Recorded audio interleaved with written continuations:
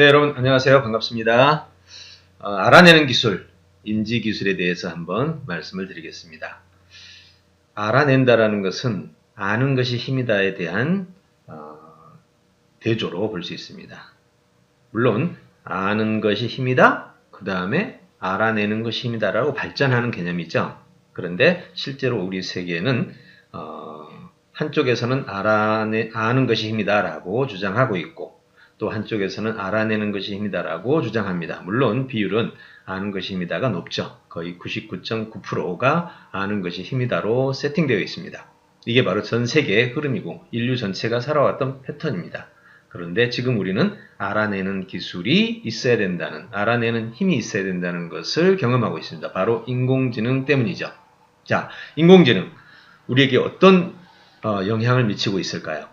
바로 우리가 알고 있는 모든 것, 아는 것이 힘이라고 했던 모든 것을 인공지능이 다 알고 있습니다. 그리고 우리에게 더 잘 가르쳐 줍니다. 바로 인공지능 비서죠. 이제 우리는 더 이상 배운다라는 개념을 기존에 아는 것과 다르게 해석을 해야 됩니다. 이제 아는 것을 가지고 알아내는 것으로 나아갈 때만 가치가 있는 것이죠. 자, 그렇다면 이제부터 알아내는 기술, 인지기술이라고 하죠. 네. 인지기술은 크게 두 가지입니다. 아는 것이 힘이다, 알아내는 것이 힘이다. 이 두 가지가 있는데, 이제 인공지능 시대가 왔기 때문에 이제 인공지능에게 아는 것이 힘이다를 넘겨주고 우리는 이제 알아내는 것이 힘이다라는 방향으로 나가야 된다는 겁니다. 자, 그래서 오늘 인지기술의 의미, 핵심 사례를 가지고 한번 설명을 해보겠습니다. 자, 먼저 인지기술의 의미는 뭘까요? 낱개의 사물들이 모여서 전체가 되는 관계성을 밝히는 기술이다 라고 제가 정리를 해봅니다. 예, 낱개의 사물들이 있는데 그것들을 모아서 뭔가 의미 있는 개념이 되고 또 의미 있는 법칙이 되고 또 가치 있는 어떤 역할을 하게 되는 것. 네. 그러면 인지기술은 뭐예요? 흩어진 것 속에서 그 흩어진 것 하나하나를 아는 것일 수도 있고, 그 흩어진 것들을 연결해서 새로운 기능을 알아내는 것일 수도 있겠죠. 자, 궁극적으로 알아내는 것이 가장 뛰어난 인간의 능력이죠. 물론 낱개를 아는 것으로서 알아내는 것으로 가는 건 당연합니다. 그런데 현재의 교육은 대부분 아는 것으로 끝났죠. 네, 그래서 이 낱개의 사물이 모여 전체가 되는 관계성을 밝히는 기술이라고 하면, 예를 든다면, 자, 사례 1번입니다. 자, 이걸 보면서 발화점 이상의 온도와 가연성 형태의 재료와 산소가 포함된 공기, 이 세 가지가 모였을 때, 이건 낱개죠. 이렇게. 이 낱개가 특별한 가치를 갖는 것은 아닙니다. 그냥 그 자체의 낱개죠. 그런데 이 세 가지가 관계를 가졌을 때 이걸로 바뀌죠. 불이 발생합니다. 인간이 불을 발견해서 결국 인류 역사를 만드는 것처럼 낱개의 것들을 하나로 묶어서 새로운 개념을 창조하고 새로운 기능을 만들어내는 겁니다. 자, 사례 1을 볼까요? 자, 물이 증발하고 구름이 되어서 비가 내리고 그것이 바다를 이룹니다. 자, 이걸 우리는 뭐라고 부를까요? 예, 인간은 처음부터 이걸 알지 않았습니다. 예, 어떤 사람은 증발하는 걸 보았습니다. 물이 온도가 어떤 온도에서 물이 수증기로 증발하는 걸 본 사람이 있어요. 구름도 봤습니다. 비가 내리는 걸 봤습니다. 근데 구름과 비는 관계가 많이 깊죠. 예, 검은 구름이 오면 비가 내리는 걸 봅니다. 그리고 그 비가 바다로 가는 걸 봅니다. 근데 이 모든 과정을 다 파악하기까지는 시간이 걸렸죠. 그리고 이것이 연결되면서 우리는 이것을 물의 순환 과정이라는 것을 알게 된 겁니다. 자, 이렇게 낱개의 것들이 모여져서 하나의 새로운 기능 또는 새로운 결과가 된다라는 것을 알아내는 것. 이렇게 알아내는 이것들이 바로 오늘 인류의 문명이죠. 네, 얼마나 놀라운 문명입니까? 이것을 우리는 알아내는 기술이라 이렇게 말을 합니다. 자, 그렇다면 이 알아내는 기술의 핵심은 뭘까요? 두 가지입니다. 바로 상황인지 기술, 언어인지 기술입니다. 인간이 알아낸다라는 것은 두 가지 통로를 통해서 일어난다는 겁니다. 첫째, 우리가 보고 있는 이 모든 상황이 바로 알아내는 대상이죠.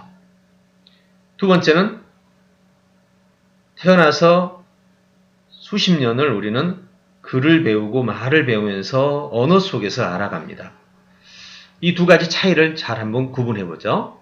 자, 상황인지 기술은 먼저 의미로 본다면 상황 속에서 문제나 목표를 파악하고 이를 해결하기 위한 순서와 방법을 파악하는 기술입니다. 자, 먼저 문제나 목표를 파악합니다. 무슨 문제지? 저거 하면 좋겠네? 이렇게 원치와 필요를 우리는 파악을 했습니다. 근데 이 문제를 해결하는 방법과 순서와 방법을 아는 것, 이것은 알아내는 과정이죠. 물론 문제나 목표도 알아내야 됩니다. 어떤 사람 문제를 보기도 하고 못 보기도 합니다. 목표를 보기도 하고 목표를 못 보기도 하죠. 이것부터 알아내는 거죠. 그리고 이걸 알아내고 이것을 해결하기 위한 순서나 방법도 알아내야 됩니다. 상황인지 기술이란 결국은 인간이 가진 최고의 능력이죠. 지구상에서 인간이 동물들 속에서 영장이 될 수 있었던 것은 바로 이 두 가지입니다. 원치나 니즈를 알아내고 그리고 그걸 해결하는 순서와 방법을 알아내는 것. 결국 알아내는 기술이죠. 결국 상황인지와 언어인지 둘을 비교한다면 능력은 상황인지가 더 뛰어난 것이죠. 언어인지는 상황인지를 하기 위한 도구입니다. 자, 그래서 상황인지를 우리는 이렇게 정리를 해봤습니다. 그럼 상황인지의 가치는 뭘까요? 네, 첫째, 목표 달성을 하게 하는 기술, 요거죠. 두 번째, 문제 해결을 하게 하는 기술, 요거를 해결하는 기술이죠. 순서와 방법을 아는 기술이죠. 자, 한번 사례를 들어볼까요? 오늘 이야기의 핵심은 사실 상황인지가 아니라 바로 언어인지입니다. 네, 언어인지 기술이 오늘 얘기하고자 하는 핵심인데요. 그러나 언어인지를 잘한다라는 것은 결국 상황인지를 잘하기 위한 것입니다. 자, 그런 면에서 먼저 상황인지를 잘하는 방법을 한번 찾아보죠. 자, 방법을 보면 크게 먼저 상황 파악, 문제인식, 가설 설정, 가설 검증, 문제 해결 과정을 거치게 됩니다. 자, 사례를 가지고 한번 설명해 볼게요. 자, 상황을 파악합니다. 나이팅게일의 이야기로 한번 시작해 보죠. 시기는 19세기 중반 크림 전쟁이었습니다. 이때 러시아와 유럽연합군이 전쟁을 하고 있었습니다. 인원은 20만 명 중에 사망자입니다. 20만 명 중 2만 명이 사망을 했습니다. 이때 간호를 참여했던 나이팅게일은 문제인식을 했어요. 간호 중에 그 치료하는 과정에서, 치료 과정이죠. 죽는 사망자가 많은 상태를 발견하고 의문을 품게 되죠. 자, 무슨 말이냐면 전쟁터에서 죽어가는 사람보다 치료하는 과정에서 죽는 사람이 더 많다는 거예요. 이상하다? 숫자를 이렇게 세분화시켜보지 않았기 때문에 잘 몰랐는데 일단은 마음속에 의문이 품은 거죠. 의문을 품은 겁니다. 그래서 이 문제를 가지고 가설을 세웠습니다. 혹시 전장에서 싸우면서 죽는 것보다 치료 과정에서 죽는 사람이 더 많지 않을까? 그러면 다시 한번 정리합니다. 전장에서 죽는 것보다 치료 과정에서 죽는 사람이 더 많을 거다. 그 말은 무슨 뜻이죠? 위생 또는 보건, 치료 기술이 부족해서 라고 생각한 거죠. 그래서 가설을 이렇게 세웁니다. 전장 사망률보다 위생 불량 사망률이 높을 거라고 가설을 세운 겁니다. 그래서 이걸 입증을 해야죠. 자, 그래서 이제 조사를 시작합니다. 분석을 해봅니다. 작전 중 사망자 2,700명, 상처 후유증 2,000명, 질병으로 인한 사망자 16,000명. 이야, 드러났네요. 나이팅게일이 얼마나 기뻤을까요? 실제로 작전 중 사망자는 이거밖에 안 된다는 거였습니다. 모든 사망자는 바로 여기에 있었고 그 중에서도 바로 이게 대부분이었습니다. 놀랍죠? 나이팅게일이 이것을 발견하고 자, 이 문제를 해결하기 위한 대안을 세웁니다. 자, 문제 해결을 위해서 이제 뭘 해야 됩니까? 대안은 보건 의료 봉동이 필요하죠. 네, 위생을 철저하게 관리하고 의료 기술을 동원한 보건 병동이 필요한 겁니다. 그래서 문제 해결을 위해서 이제 시도를 합니다. 주둔군 사령관에게 보고 있습니다. 네, 메아리 없는 상황이었죠. 당연히 주둔군 사령이 보고해서 뭐 유생병동이 만들어질 수 있는 상황이 아니죠. 그것은 정부 차원에서 진행돼야 될 상황이었습니다. 말을 해도 안 되니까 영국 타임즈에 제공합니다. 예, 나이팅게일에 대한 정보를 받은 편집장이 집중 보도를 했습니다. 그러나 보건병동을 짓는 것은 많은 자원이 들어가는 일이니까 정부에서 움직이질 않았습니다. 결국 편집장 딜레인이 정치인과 협상을 하죠. 네, 이 협상 과정에서 영국 내각이 교체되면서 새 총리가 조립식 위생병동 자원을 지원합니다. 그리고 그 결과로 나이팅게일은 백의 천사로 국민들에게 호칭을 받습니다. 이유는 바로 사망률 42%에서 2%로 감소했던 것입니다. 놀라운 일이죠. 자, 우리는 방금 상황을 해결한 상황인지로 문제를 해결한 한 사례를 보았습니다. 네, 상황을 파악하고 문제를 인식하고 가설을 설정하고 가설을 검증한 다음에 문제를 해결하는 바로 인류 역사의 놀라운 문제 해결 방법이죠. 이 방법을 처음 찾아낸 사람은 바로 데카르트였습니다. 예, 데카르트의 이 방법 서설이라는 제목을 가지고 있죠. 예, 가설의 설정과 가설의 검증 과정을 통해서 오늘날의 많은 박사학위가 탄생을 하고 있죠. 자, 이렇게 상황인지 기술을 이용해서 문제를 해결했으면 이걸 어떤 사람이 글로 쓸 거 아닙니까? 이제 이렇게 된 것을 글로 썼겠죠. 그럼 글로 쓰면 이제 이 상황인지를 한 여러 가지 아이디어, 지혜 또는 문제 해결의 전략 그리고 그 과정들을 글로 읽게 됩니다. 이게 바로 언어인지 기술이죠. 자, 수없이 많은 스토리들, 네, 수없이 많은 지혜로운 문제 해결 사례들, 그것들이 수없이 많은 책으로 기록이 되어 있습니다. 그 글들을 읽으면서 우리는 어떻게 돼요? 즉, 언어인지 기술을 개발하게 됩니다. 자, 그럼 언어인지 기술이란 이렇게 상황을 표현한 언어 정보를 인지해서 정보력을 얻죠. 이렇게 많은 사례들을 우리는 알게 됩니다. 그 사례를 기준으로 다시 우리는 또 언어를 통한 사고를 얻게 됩니다. 즉, 언어가 표현되는 그 과정 속에서 언어에 들어있는 사고 기능을 우리 스스로 하게 되죠. 그래서 정보력과 사고력이 만나서 또 새로운 상황인지를 할 수 있는 능력을 갖게 됩니다. 결국 상황인지를 할 수 있는 능력이 우리가 가져야 될 마지막 능력인데 이 능력을 배우기 위해서 우리는 언어인지를 가지고 하는 겁니다. 우리가 16년 동안 교육을 하는 데 있어서 모두 언어로 하죠. 정말 신기하죠? 상황인지를 배우는데 왜 언어로 할까요? 또 언어인지 없이 상황인지만 가지고는 안 될까요? 자, 징기스칸은 책 한 권 읽지 않고 전 세계에서 가장 큰 나라를 다스렸습니다. 그 정도 다스리려면 대단한 인지력이 필요합니다. 모든 전쟁이 다 인지 아닙니까? 상대방을 이길 수 있는 방법을 알아내야 되니까요. 상대방이 어떻게 하려고 하는지도 알아내야죠. 어마어마한 인지력을 가졌던 거죠. 그런데 왜 우리는 징기스칸처럼 배우지 않을까요? 바로 징기스칸은 상황인지, 즉 상황에서만 배우기 위해서 어마어마한 경험들을 했습니다. 고통스러운 슬픔에 빠지는 외로운 공포와 정말 상상도 못하는 아픔 속에서 인지기술을 배운 거죠. 너무 힘들었던 과거, 정말 눈앞에서 부모님이 또는 형제가 사라져가고 자기의 수하들이 사라져가는 그 수없이 많은 아픔들을 겪으면서 한순간도 빠짐없이 상황을 알아내려고 하는 촉감이, 오감이, 육감이 개발이 된 겁니다. 이게 바로 상황인지 기술이었죠. 그런데 이렇게 배우는 것은 너무나 힘들죠. 그래서 인류는 모든 사람이 상황인지로 배웠던 것을 언어로 남기게 함으로써 그 언어를 배움으로써 그 언어 속에 들어있는, 언어로 표현된 그 정보 속에 들어있는 정보를 배우고 그리고 그 정보를 배우는 과정에서 언어적 인지 또 인지적 기술을 함께 배우게 되는 겁니다.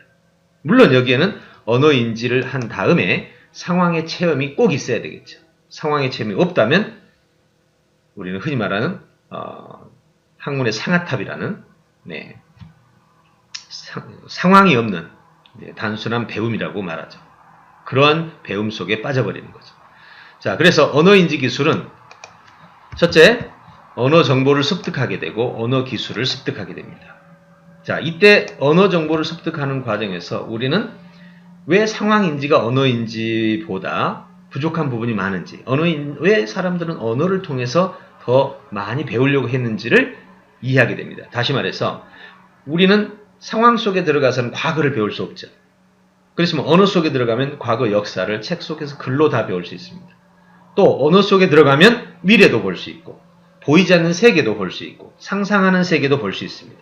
그러나 상황 속에서는 그런 것은 존재하지 않습니다. 이것이 바로 언어 정보의 힘이죠. 우리의 생각 속에서 일어나는 모든 것을 언어로 표현해 놓기 때문에 우리는 언어를 통해서 미래와 과거와 상상할 수 있는 모든 세계를 경험하게 되는 거죠.